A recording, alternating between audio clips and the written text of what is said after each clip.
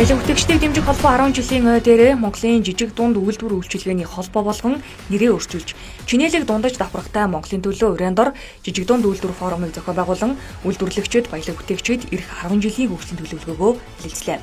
Түүхэн замналын хувьд 2015 оноос эдийн засгийн хүндрэл, улс төрийн шийдвэрээс шалтгаалan дэмжлэггүй болсон жижиг дунд үйлдвэрлэгчид нэгнээ дэмнэж, эдийн засгийн хүндрэлийг хамтдаа давах зорилгоор Монголын жижиг дунд үйлдвэр үйлчилгээний холбооны тэргүүн даваарын санаачлахаар баялаг бүтээгчдэд дэмжих томилолт 21 аяныг Масс Медиа Групп эхлүүлсэн байдаг. Анх Улаанбаатар хотын 100, орон нутгийн 100 баялаг бүтээгч аж ахуйн нэгжийг сурталчлан таниулах хуулиар эхэлсэн аян баялаг бүтээгчдийг дэмжих төсөл болж, нийгмийн захиалга үйлдвэрлэгчдийн хүсэлтээр баялаг бүтээгчдийг дэмжих холбоо байгуулагдсан 2015 оны 6 дугаар сарын 27-ны өдөр төрийн ордонд анх дугаар хурлаа хийж, холбооны ерөнхийлөгчөөр Чимэд Оржийн даваа хоёрыг сонгож, удирдах зөвлөл баг хурлын гишүүдээ сонгосон байдаг. Одоо баялаг бүтээгчдийн дэмжих холбоо бол Монголын жижиг дунд үйлдвэрлэлийн холбоо болж, чинээлэг дундаж даргавтай нийгмийн төлөө урьяатаагаар ингээд таашаа ажиллахаар болж байна. Эхний 10 жил бол мэдээж одоо бид бүхэн хууль эрх зүйн орчныг сайжрууллаа, баялаг бүтээгчдэд олон нийтэд сурчилж алдаршууллаа. Дээр нь одоо жижиг дунд үйлдвэрлэлийн агентлагтай боллоо. За мөн одоо 2017 онд Нэгдсэн үндэсний байгууллагын ерхий ассамблегаас 6 сарын 27-ны өдрийг дэлхийн жижиг дунд үйлдвэрлэлийг тэмдэглэх өдөр болж одоо зарлалаа тий. Олон ажлууд энэ 10 жилийн хугацаанд явагдлаа. За дараагийн 10 жилийн ажлыг бид юу хийх ёстой вэ гэх юм бол олон улс руу нэлээд одоо идэвхтэй ажиллаж байгаа. Одоогийн байдлаар 10 гаруй улстай бид нар хамтран ажиллаж байна. Мөн дэлхийн одоо жижиг дунд үйлдвэрлэлийн холбоотой хамтарч ажиллаж байна. Хоёр дахь асуудал бол мэдээж олсон хүчний асуудал. Өнөөдөр ажиллах хүн олдохгүй байна. Ажиллах хүн гаднаас оруулж ирэхээр 2-3 дахин илүү татвар төлж байна. Энэ асуудлуудыг шийдэж өгөөч гэх тийм маш олон хүсэлтүүд явж штэ тийм. Тэгээд дээр нь одоо үйлдвэрлэл эхлэе гэхээр одоо тоног төхөөрөмж байна, ажлын байр байна, подоод үйл ажиллагаа явуулдаг, контейнер үйл ажиллагаа явуулдаг, ажлын орчин нөхцөлийг сайжруулах хэрэгтэй. Тийм учраас бид нар эдийн засгийн эрхчлэг олгохын тулд энэ үндэсний компаниудын 90 гаруй хувь нь жижиг дунд үйлдвэрлэлийн салбарт ажиллаж байгаа. Тэгээд ажиллах хүчний бараг 70-80% нь энэ салбарт ажиллаж байгаа. Ийм том хүчийг бид нар төр бодлогоор дэмжиж чинэлэг дундад давхрагыг бий болгохын төлөө цаашдын 10 жилийн концепт бодлогоо бид өнөөдөр алдан ёсоор зарлаж байна. Төр бизнес хоёр ийм тусдаа байх хэрэгтэй байна. Энэ хүрээндээ одоо тухайлбал хөдөлмөр эрхлэлтийг дэмжих сан гэдэг хөдөлмөрийн одоо нийгмийн хамгааллын яамдар байдаг санг одоо өрхийн үйлдвэрлэлийг бизнесийг дэмжиж байгаа сан тийм үү.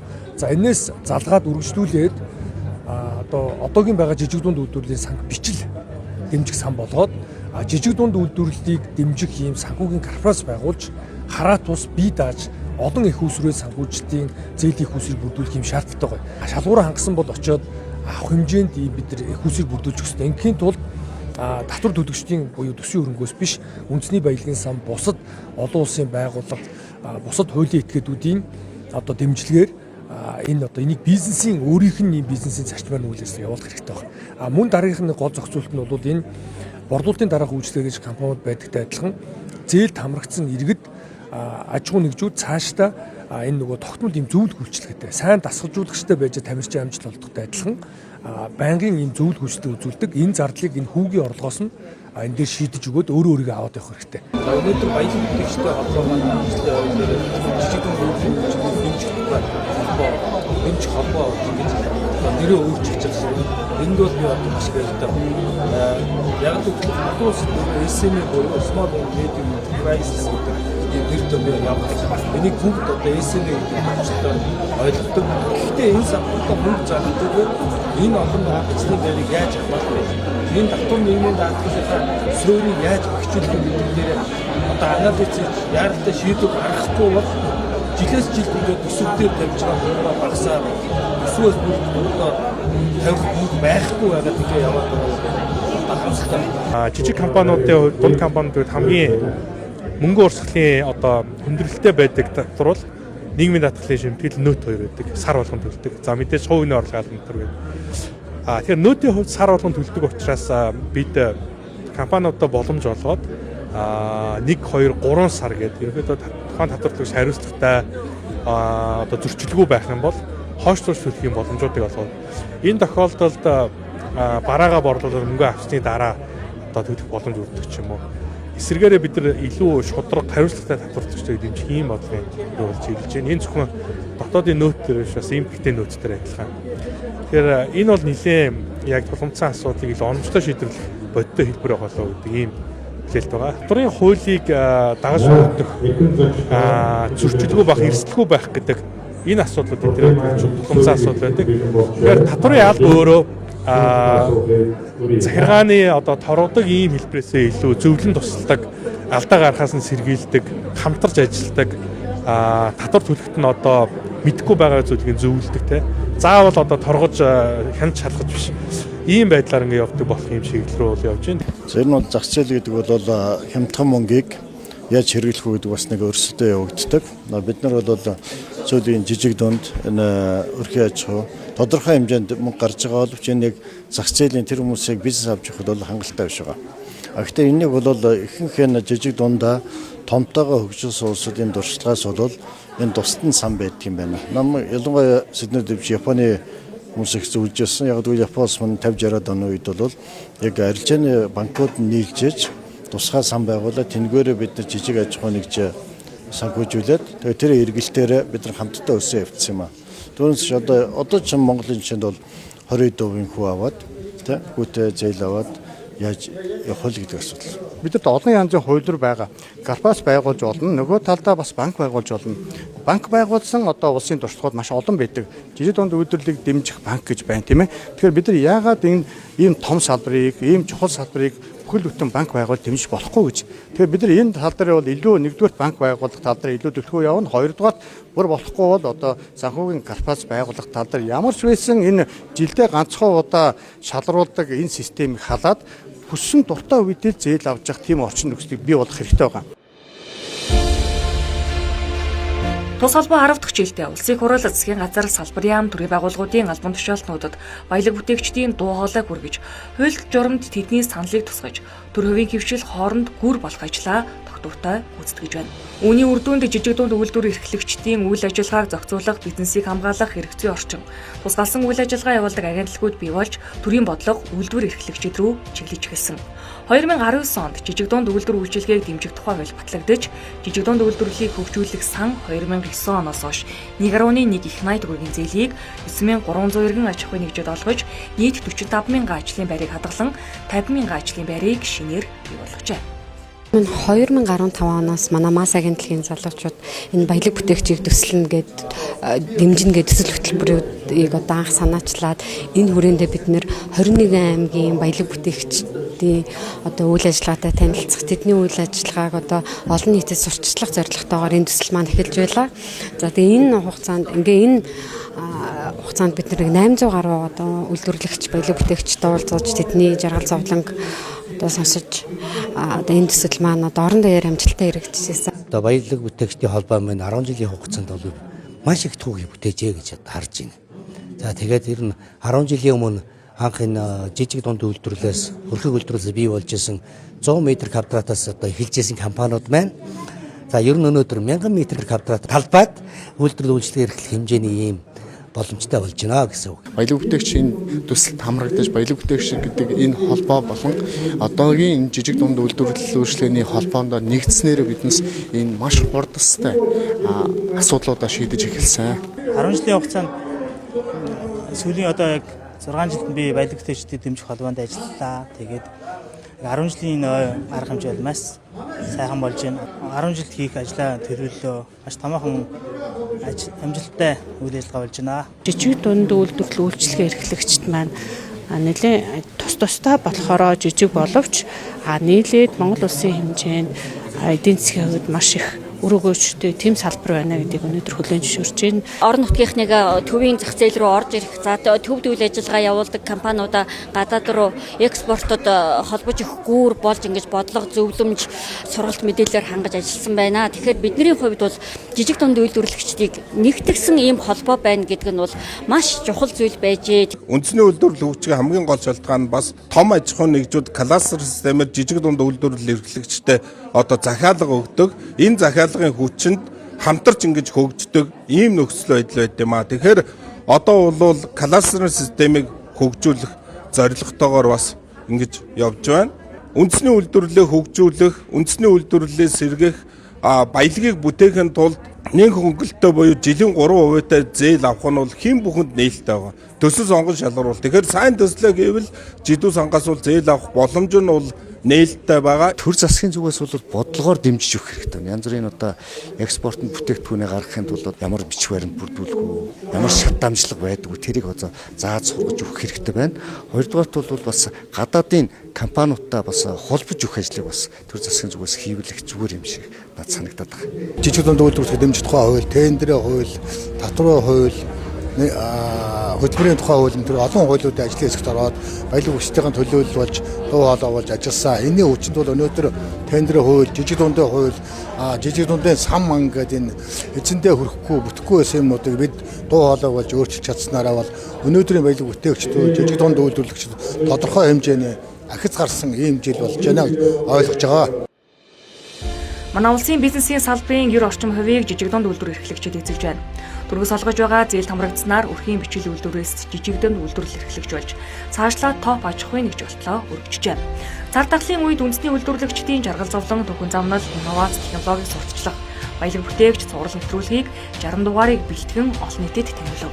Үндэсний хувьсгал, цагаалт, шинэ хоршоо зэрэг үндэсний хөтөлбөрүүд хэрэгжиж, хөнгөлөлттэй зээлүүд зорилттой эзэдтэй хүрдэг болов.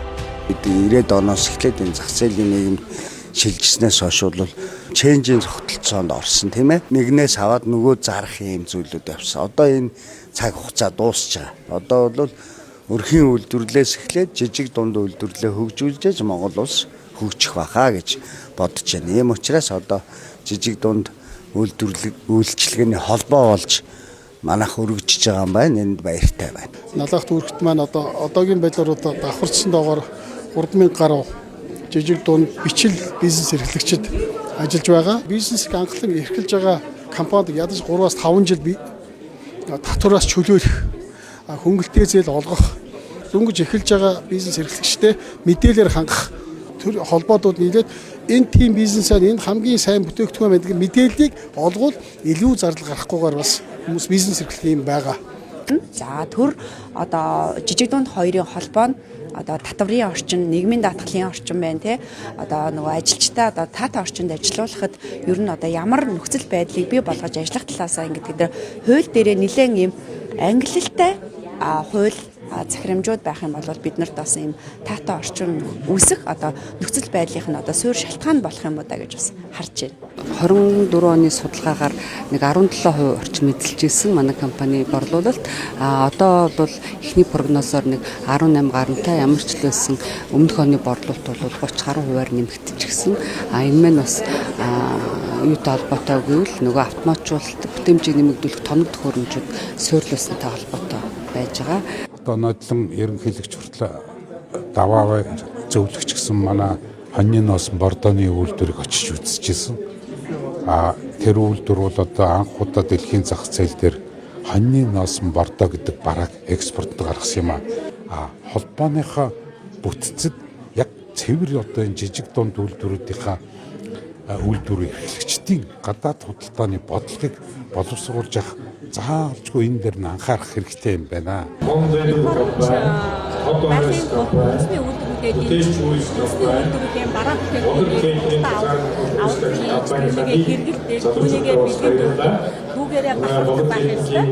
Эх орондоо хийж бүтээнтэй ерөөсө байдгүй зүйлийг бий болгоод оюуны өмч аваад ингээд хийж бүтээн тэгээд тэр нь хүмүүсийг хэрэгцээг хангана гэдэг бол үнэхээр гайхалтай зүйл байгаамаа.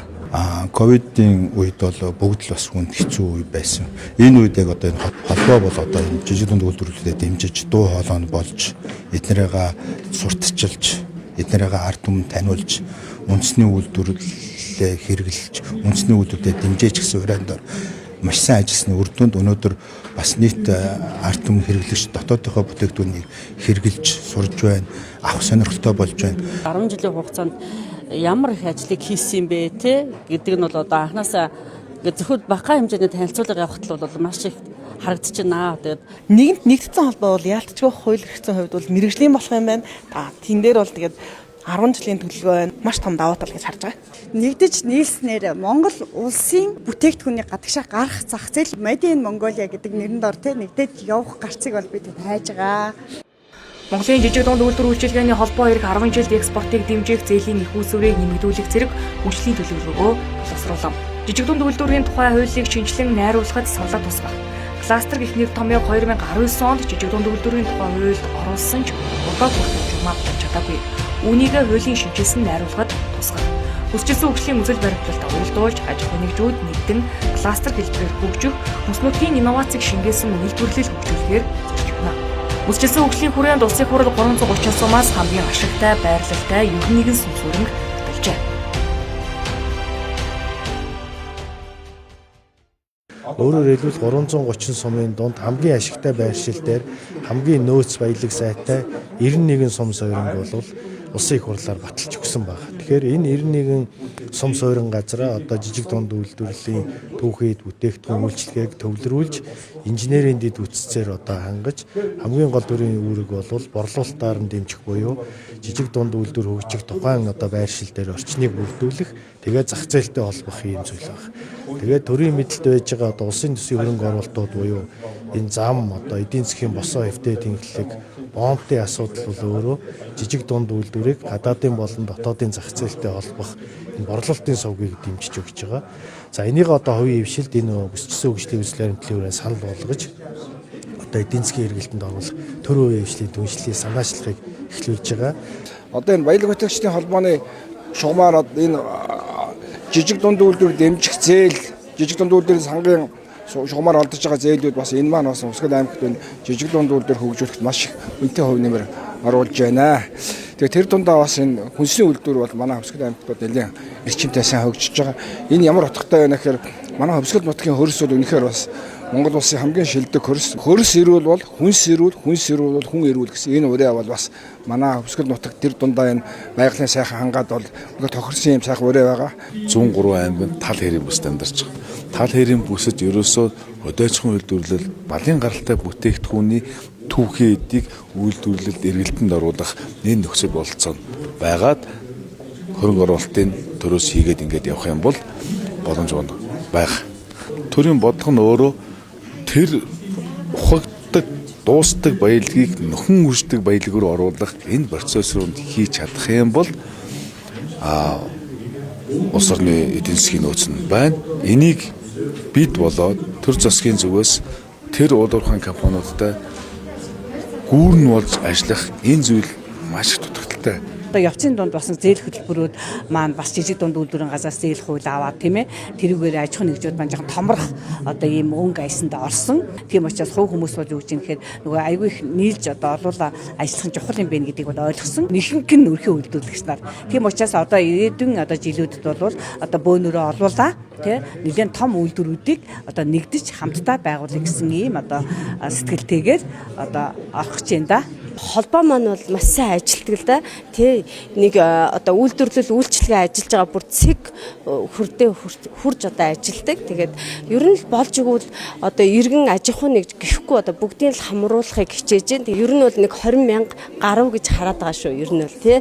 Тэгээд аж ахуй нэгж хувь хүн гэхгүй бүгд л ер нь идэвхтэй өсөж дэвжиж байгаа гэж харж байгаа. Үүний нэг жишээ нь одоо манайх Кокотын гайлын баталгаад бүсгээд байгаа. Энэ газар бол нэлээдгүй олон татврын хөнгөлтүүд байгаа. Энтэй манай холбоо хамтарч ажиллаад одоо жидүү эрхлэгчийн бүтээгдэхүүнүүдийг хятадын зах зээл рүү ямар хуу татврын таатай нөхцлөөр экспортлох уу гэдэг ажлууд хийгдэхээр 2026 оны болон бидний цаашдын 10 жилийн төлөвлөгөө бол ердөөсөө одоо манай үйлдвэрт хөгжөөд нэг шат агсан болвол дараагийн шатн дээрээ хамтдаа экспортлогч болёо гэж байгаа. Тэгээд жижиг дунд бизнес эрхлэгч маань Монголын одоо эдийн засгийн гол түлхүүр хүч юмаа гэдгийг баталгаажуулсан юм он жилүүд байлаа. Цаашдаа бид бүхэн бол илүү олон улсын түншлэл рүү, бүс нутгийн түншлэл рүү ингэж чиглэсэн, хамтдаа бөөнөрөө нийлсэн, за бүгдээрээ экспорт руу чиглэсэн, үр дүнд суурилсан ийм холбоо, ийм мэргэжлийн хамт олон байхыг л одоо зорж ажиллаж байна гэсэн. Монголд 2000 оноос үрхийн бичил жижиг дунд бизнес эрхлэгч гэх нэр томьёо бий болж эхэлсэн. Тэр цагаас өнөөдрийг хүртэлх хугацаанд үндэсний үйлдвэрлэгчид ийм замыг туулж өнөөдрийг хүржээ. Түр бодлогоор дэмжчихвэл хувийн хвшилтэд хамтарч чадвал импортыг орлож чинэлэг дундаж давхаргыг бүрдүүлэхэд бэлэн гэдгээ үйлдвэрлэгчид хэлж байна.